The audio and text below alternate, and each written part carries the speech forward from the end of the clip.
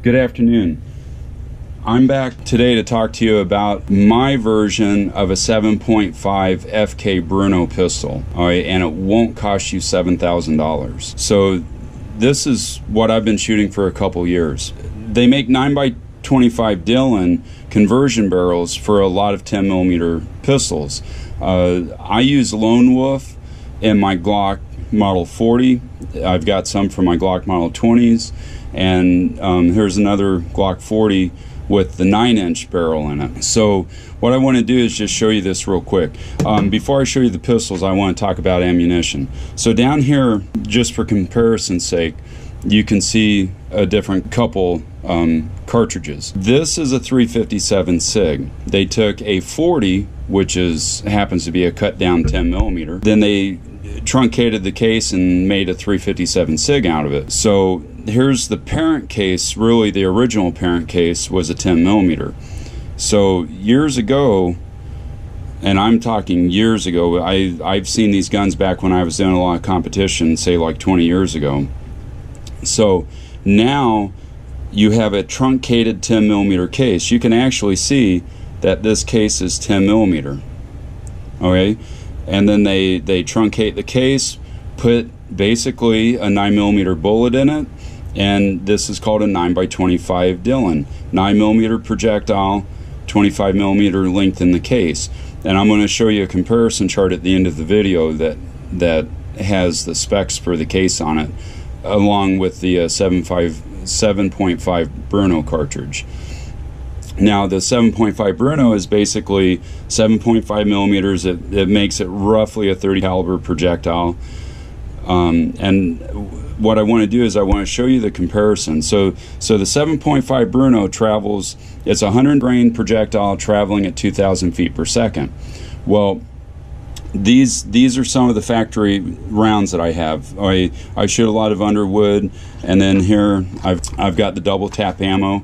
So what I want to do is show you, here's a 124 grain XTP hollow point.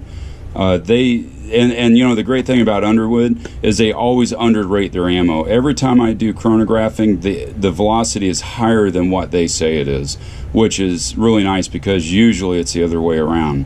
You get a really hot round and then you chronograph it and you're like, oh, it's not moving as fast as they say it does.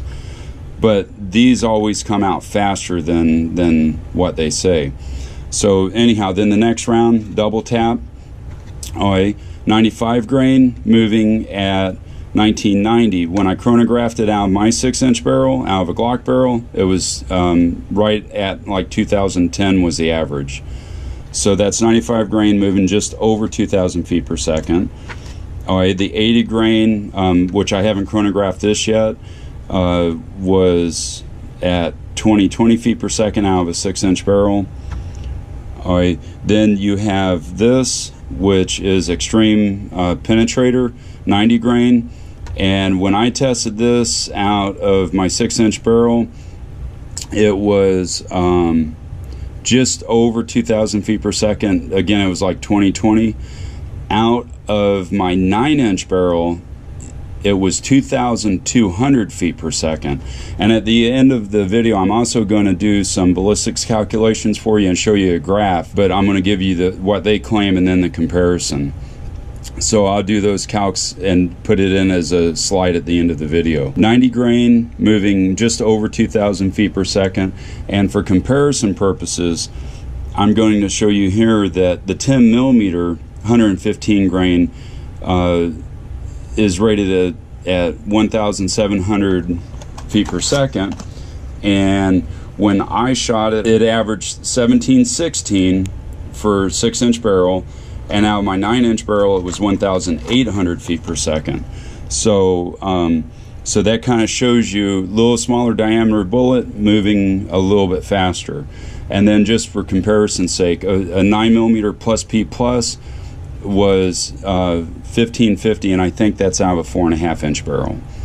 So when you look at the 9x25, it's a little bigger diameter bullet moving really almost the same speed as their 30 caliber bullet or their 7.5 millimeter projectile moving 100 grains moving at 2,000 feet per second. Granted, their projectile has better ballistic coefficient because it's 7.5 millimeter and it's elongated. It's kind of a cross between a pistol cartridge bullet and a rifle cartridge bullet.